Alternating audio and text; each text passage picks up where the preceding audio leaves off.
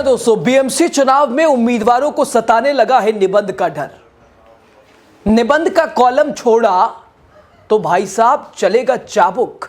दोस्तों ये कोई व्यंग नहीं है, ये सच है, हकीकत है।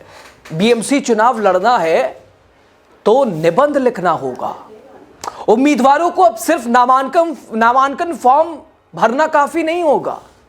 बीएमसी आम चुनाव में उतरने वाले उम्मीदवारों के लिए राज्य चुनाव आयोग ने गजब का फैसला लिया है और इस तरह का यह फैसला बीएमसी के इतिहास में पहली बार हुआ होगा। पहली बार इतिहास में नामांकन फॉर्म के साथ साथ निबंध लिखकर भी जमा करना होगा और अगर निबंध कॉलम खाली छोड़ा तो भाई साहब नामांकन रद्द, रिजेक्ट। कल्पना कीजिए, चुनाव जीतने से पहले नेताजी पेन थामे बैठे हैं, सोच रहे हैं सड़कें बनाऊंगा, पानी का इंतजाम करूंगा, गड्ढों को पहले भरवाऊंगा।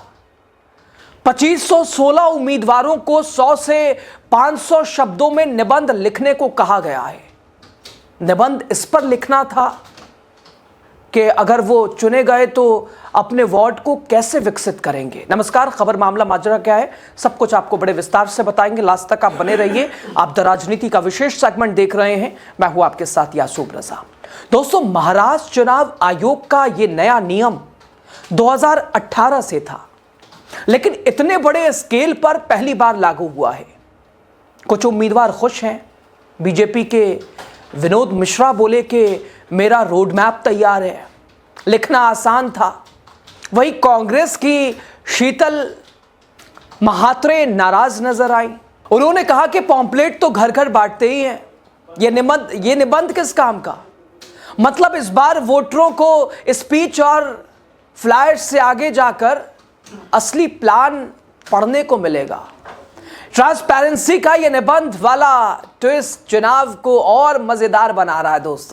दोस्तों बृहद मुंबई महानगर पालिका यानी बीएमसी के आम चुनावों में पहली बार इस बार उम्मीदवारों को सिर्फ नामांकन पत्र और हल्फनामा जमा करने से ज्यादा करना पड़ा।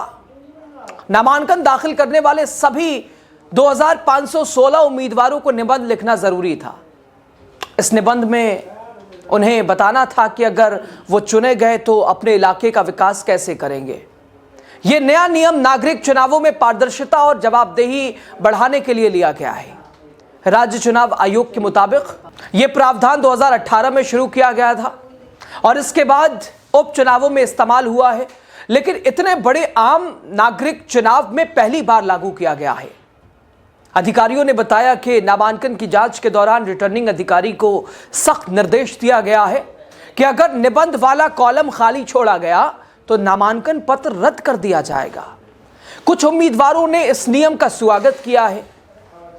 ईटी की रिपोर्ट के अनुसार मालाडपुर से बीजेपी उम्मीदवार विनोद मिश्रा ने कहा कि मैं पहले से कॉर्पोरेट रह चुका हूं और मेरे पास इलाके के विकास का साफ प्लान है और कई अधूरे प्रोजेक्ट हैं जिन्हें पूरा करना चाहता हूं।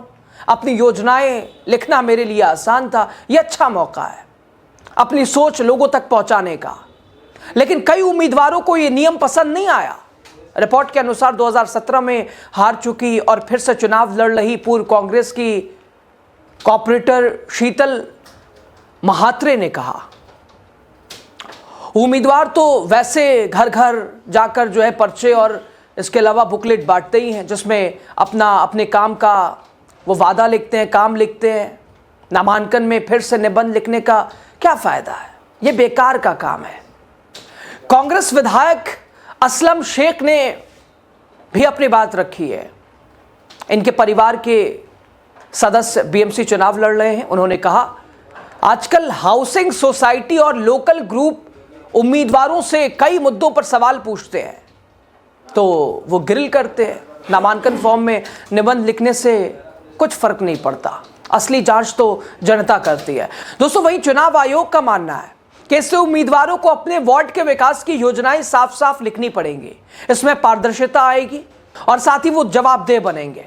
मतदाताओं को उम्मीदवारों की सोच समझने की एक तरह से आसानी भी होगी और सिर्फ भाषणों या पर्चों से आगे जाकर ये असली एजेंडे जान भी सकेंगे। दोस्तों, बीएमसी चुनाव 15 जनवरी को होना है और वोटों की गिनती 16 जनवरी को होगी। मुंबई के 227 वार्डों का ये चुनाव हो रहा है और नामांकन की प्रक्रिया दिसंबर 2025 में पूरी हो चुकी है।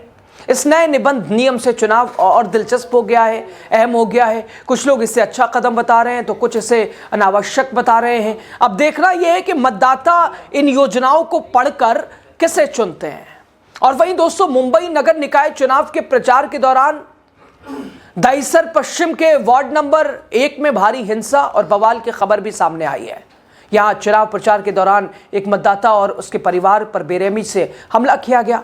आरोप है कि उप मुख्यमंत्री एकनाथ शिंदे के नेतृत्व वाली शिवसेना के उम्मीदवार के परिजनों और कार्यकर्ताओं ने इस वारदात को अंजाम दिया है। अब इस घटना का वीडियो भी सोशल मीडिया पर तेजी से वायरल हो रहा है। घटना के बाद पूरे इलाके में राजनीतिक तनाव बढ़ा हुआ है और कानून व्यवस्था पर गंभीर सवाल खड़े हो रहे हैं। पुलिस ने इस मामले में एफआईआर भी दर्ज की है, जांच शुरू कर दी है।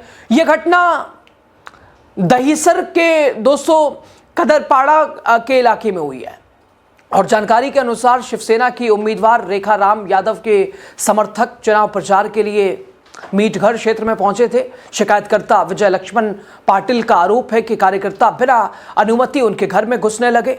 पाटिल ने कार्यकर्ताओं से शिष्टाचार का पालन करने को कहा और वहीं उन्होंने कहा कि घर में महिलाएं मौजूद हैं, इसलिए बिना अनुमति अंदर ना आए। ये बात कार्यकर्ताओं को नागवार गुजरी।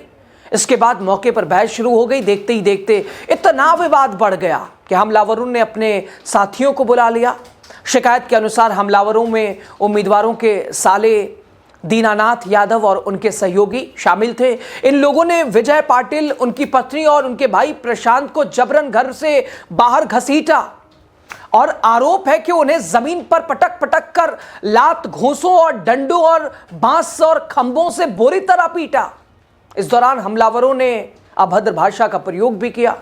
तो दोस्तों, एक तरफ उम्मीदवार निबंध लिखने के लिए मजबूर है, अब दूसरी तरफ एक उम्मीदवार गुंडाई कर रहा है। ऐसे में दोस्तों सवाल है कि साहब, चुनाव आयोग आखिर क्या कर रहा है? तो बहरहाल दोस्तों, मिला जुला कर एक तरफ उम्मीदवार निबंध लिखेंगे, चुनाव आयोग के इस फैसले को अलग अलग तरह से नापा तोला जा रहा है। कोई इसके पक्ष में है तो कोई विरोध कर रहा है, तो दूसरी तरफ लगातार उम्मीदवारों की गुंडाई। लेकिन चुनाव आयोग हवाई खोया हुआ सपनों में आंखें बंद कर सब कुछ देख रहा है। खैर, ये निबंध वाली कहानी आपको कैसी लगी? उम्मीदवार क्या बीएमसी नहीं बल्कि राष्ट्रीय स्तर पर भी कुछ ऐसी प्रक्रिया शुरू होनी चाहिए? साहब, बिहार में आपने देखा ना, एक शपथ तक विधायक नहीं पढ़ पाते हैं। ऐसे में यहां तो लिखने वाली नौबत है। तो आप इसको किस नज़र से देखते हैं? आपके नज़रिए क्या हैं? बताइएगा, एक कमेंट कीजिएगा। बहुत शुक्रिया।